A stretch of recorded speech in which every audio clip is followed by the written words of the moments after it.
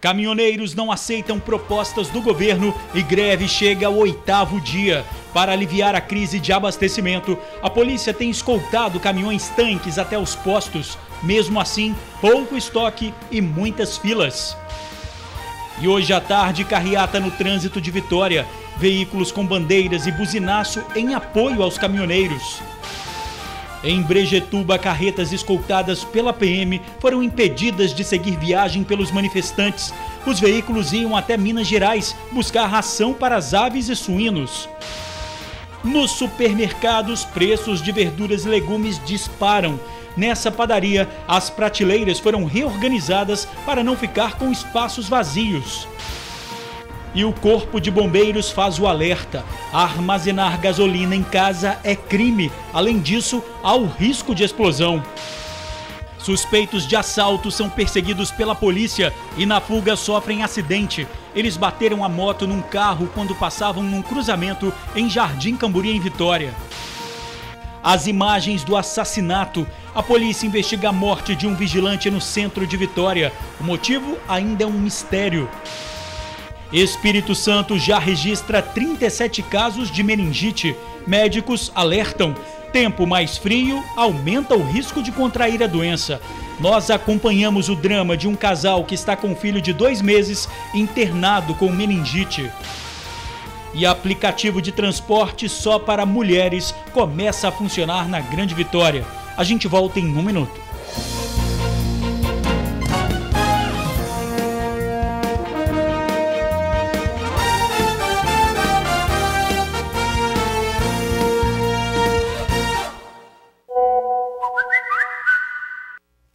Olá, boa noite. A greve dos caminhoneiros já passa de 1 semana e mesmo com o acordo anunciado pelo governo, muitos manifestantes continuam com o movimento. As mercadorias que ainda não estragaram estão sendo doadas.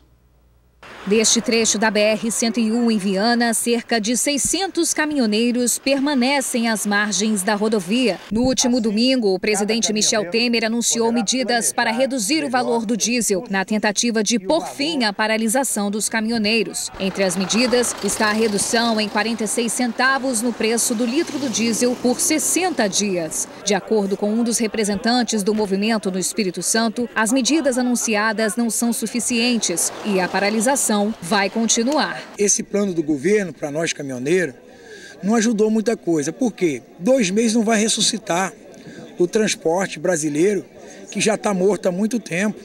Nós não temos mais condições de continuar trabalhando da forma que a gente está trabalhando.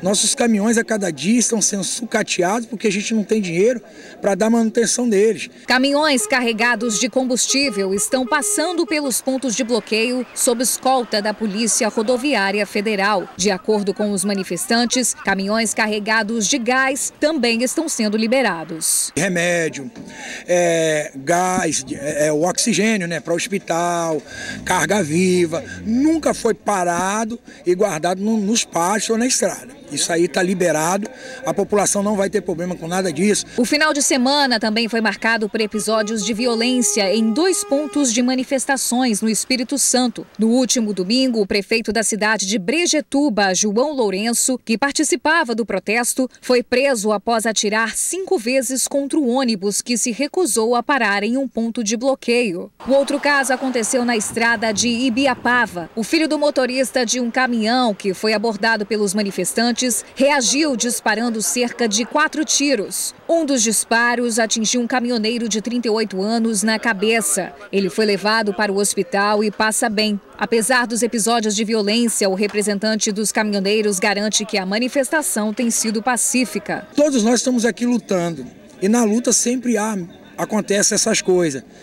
O bom dessa história é que não tem nenhum episódio aqui no estado do Espírito Santo dizendo um caminhoneiro arrancou a arma e atirou em alguém. Nós estamos de forma pacífica, mesmo porque a nossa arma, caminhoneiro, é uma chave, um volante e uma alavanca para sustentar esse Brasil. No 8º dia de paralisação, alguns produtos perecíveis que ficaram retidos nos pontos de bloqueio já não podem mais ser comercializados. É o caso do mamão. Aqui nesse ponto de paralisação em Viana, algumas cargas perecíveis vegetais que estavam em caminhões parados já estavam estragando.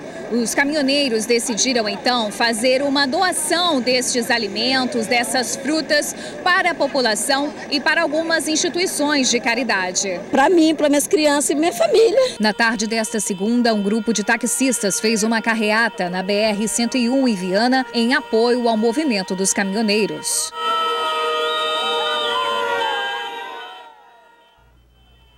O jovem que atirou no caminhoneiro é Fernando Brown, de 19 anos. Ele foi autuado por tentativa de homicídio por motivo fútil e encaminhado ao presídio. E o prefeito de Brejetuba precisou ser internado no hospital. Ele foi autuado por disparo de arma de fogo em via pública e embriaguez ao volante. E hoje à tarde, um grupo de caminhoneiros e motoristas de aplicativo fizeram uma carreata pela capital. O protesto começou na segunda ponte e seguiu por ruas e avenidas de Vitória. Veículos cobertos com bandeiras do Brasil e com dizeres "Fora Temer" reforçaram o movimento nacional que completou 8 dias. Motoristas também promoveram um buzinaço até um dos destinos, que seria a sede da Petrobras. A Guarda Municipal acompanhou o protesto. Além da falta de produtos básicos, os preços, principalmente de frutas, verduras e legumes, estão bem acima do valor médio. Até nas padarias, alguns itens ou esgotaram ou já estão no fim. As prateleiras desta padaria, na Praia da Costa, em Vila Velha, tiveram que ser reorganizadas para não ficar com espaços vazios. Isso porque na semana passada, alguns itens básicos que as pessoas buscam normalmente em padarias, como leite, manteiga e queijo, não chegaram para entrega. Tivemos aqui laticínios que não nos entregou, refrigerantes que não nos entregaram, hortifruti granjeiros, algumas coisas também que não conseguiram nos entregar. Enfim, produtos esses que geraram alguns transtornos em que nós tivemos que nos desdobrar para poder compor essa falta que estava havendo na prateleira. A padaria também teve dificuldades para repor as carnes processadas dos embutidos e com a entrega de ovos, outro item essencial para a produção. Eles não conseguiram sair realmente para a rua para entregar e ficamos preocupados porque, poxa, é um produto que faz parte da nossa base da receita e nós precisamos ter esses produtos para poder estar desenvolvendo toda essa linha de produção que vocês estão vendo aí nas prateleiras. Os supermercados, que são a fonte dos alimentos para a maioria da população, também estão preocupados com o abastecimento. Nós estamos em um supermercado no bairro Maruípe, em Vitória, e aqui, por enquanto, não faltou nada. Mas, por outro lado, o preço de alguns itens, como por exemplo a batata, disparou. A batata ela disparou no mercado, né? Está girando em torno de 350, 400 reais o saco. O gerente contou que, apesar de algumas altas, a maioria dos preços continua igual. A gente está segurando para não repassar para o consumidor, né? Para não alterar muito o preço. Ainda assim, o consumidor é quem sente a dificuldade real na hora de escolher o alimento que quer e na hora de pagar. Perto da minha casa, lá na serra, está faltando verdura, muita couve, está faltando tudo. E os preços também subiram bastante, cebola, tempero verde, está nas alturas o preço. Para o Sindicato da Indústria de Panificação, o Sindipães, dá para manter tudo em ordem nas padarias por mais uma semana. Pãozinho francês na mesa do capixaba não vai faltar, se Deus quiser. Enquanto tivermos aqui estoque, estaremos produzindo. Espero que essa greve realmente ela se resolva o mais rápido possível, porque ela realmente é um ponto hoje em que os caminhoneiros eles têm todas as razões, as reivindicações deles, respeitamos, mas precisamos também sobreviver. E carretas paradas por manifestantes na BR-262 ainda não foram liberadas. Os veículos estão vazios e saíram de Santa Maria de Jetibá com destino a Minas Gerais, onde seriam abastecidos de ração para aves e suínos. Apesar das negociações entre a polícia e caminhoneiros, não houve acordo e os caminhões permanecem parados. Uma demora que pode trazer prejuízos ainda maiores. Hoje, 30 milhões de aves e 150 mil suínos podem morrer de fome se a ração não chegar a partir de amanhã. As negociações para liberar as carretas continuam agora à noite. E o governo do estado conseguiu liberar 6 mil toneladas de milho estocadas em armazéns da Conab, em Cachoeiro e Colatina. A distribuição está sendo definida. E por causa da falta de gasolina, uma prática perigosa vem se tornando comum: armazenar combustível em galões. De acordo com os bombeiros, quem vende ou compra está cometendo um crime, além, claro, do risco de explosão. O flagrante foi feito pela nossa equipe em um posto na entrada do bairro Aribiri, em Vila Velha. Além das filas para abastecer motos e carros, a fila do abastecimento de galões. Pessoas com recipientes em mãos disputavam gasolina e álcool. Nós estamos desde cedo puxando fila e eles dando prioridade para quem está com o galão. Ali naquele posto, se vendendo a R$25 o galão. O pessoal está enchendo o galão, colocando nos carros, volta aqui para a fila de novo para encher mais. Isso é errado. A comercialização de combustível em recipientes como garrafas plásticas ou galões é proibida. Mais que isso, crime por parte de quem compra e de quem vende também. A ilegalidade, ela é em todos os casos, desde a venda, a compra, o estoque, o armazenamento, de qualquer forma que não seja em um estabelecimento credenciado para tal finalidade. O máximo que se pode fazer é, por exemplo, o seu carro acabou a gasolina em determinado local da via, você vai se dirigir ao posto de combustível, vai comprar um galão credenciado e certificado pelo Inmetro, apenas com no máximo 5 litros de gasolina, para fazer o socorro do seu veículo até o posto de combustível. Você não pode pegar aquele galão, levar para dentro do seu apartamento, para dentro da sua casa, para dentro do seu escritório, para o seu comércio de forma alguma, porque assim fazendo você está caracterizando a prática de crime ambiental e você pode ser preso por causa desse tipo de atitude. Sem contar os riscos, quem armazena combustível guarda consigo uma verdadeira bomba.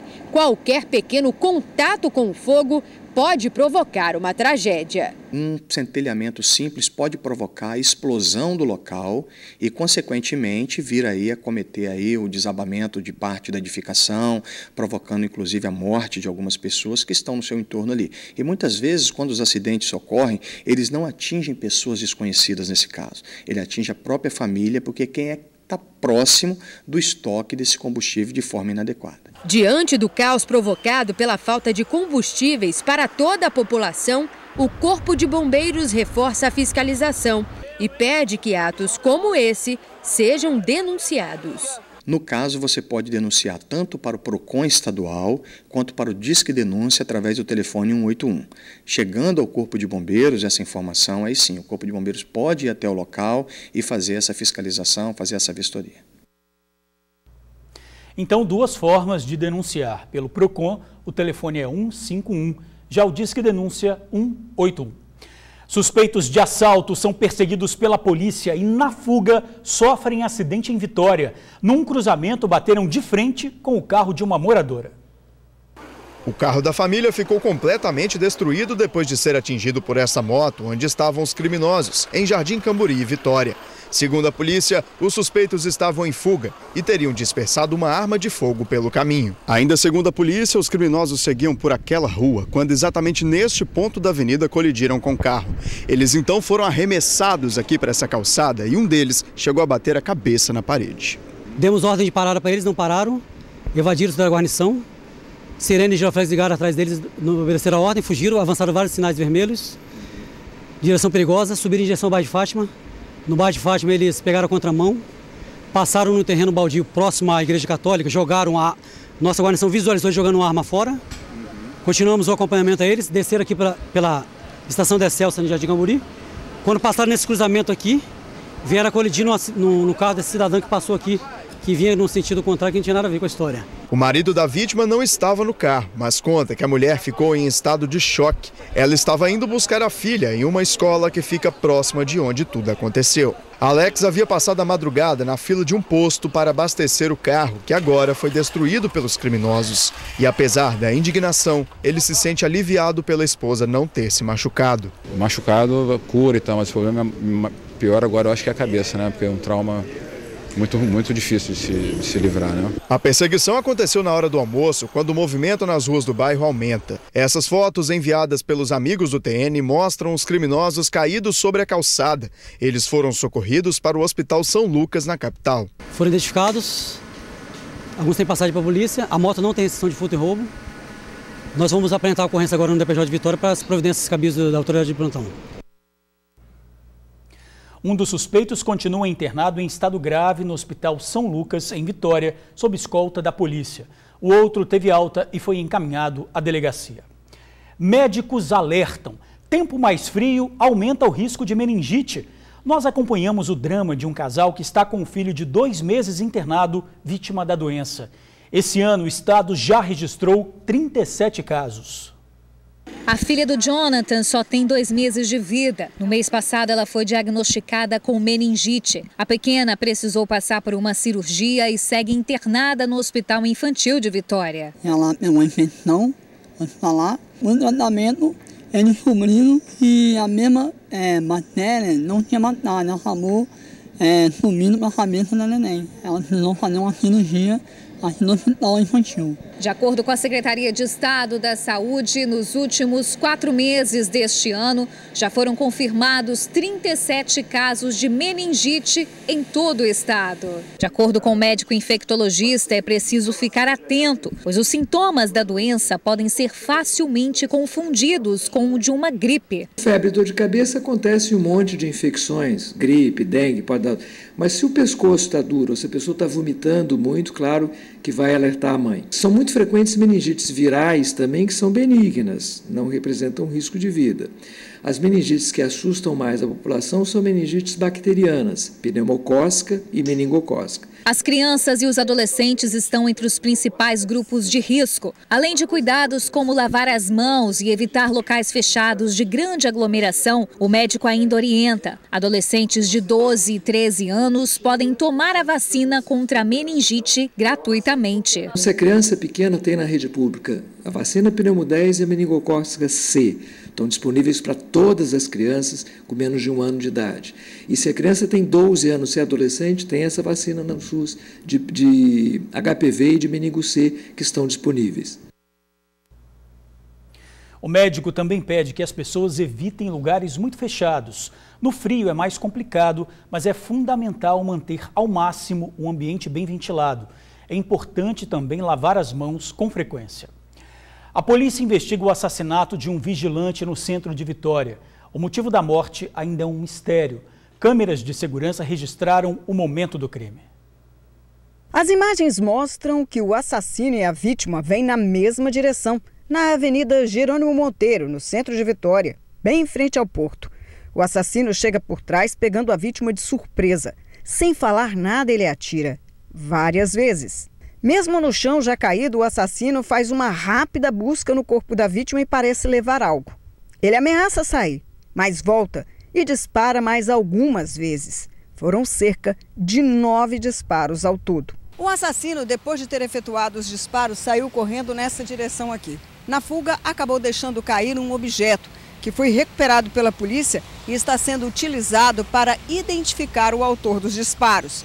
Já a vítima foi identificada como sendo Alair Oliveira Silva, de 54 anos de idade, vigilante, que estaria com mandado de prisão em aberto pelo tráfico de drogas, crime pelo qual foi condenado. O motivo do crime ainda está sendo apurado, se há relação ou não com o tráfico de drogas. O que o assassino tinha de interesse e levou da vítima também vai ser investigado. Até o momento, ninguém foi detido. Informações para a polícia podem ser repassadas pelo 181. E a seguir, aplicativo de transporte só para mulheres começa a funcionar no estado. A gente já volta. Aplicativo de transporte só para mulheres começa a funcionar no estado. No aplicativo FemiDriver, só as mulheres podem dirigir o veículo e também serem passageiras. O aplicativo foi criado em Pernambuco e começa a funcionar na Grande Vitória com 125 motoristas. O objetivo é atender a demanda de passageiras que se sentem mais seguras usando o transporte ao lado de uma outra mulher. Para ter acesso, é só baixar o aplicativo FemiDriver. E a gente fica por aqui. Outras informações agora no SBT Brasil e amanhã no Tribuna Notícias, primeira edição, com Ingrid Schwartz e Torino Marques. Muito obrigado por assistir ao jornal, pela companhia de sempre. Boa noite e eu te espero amanhã.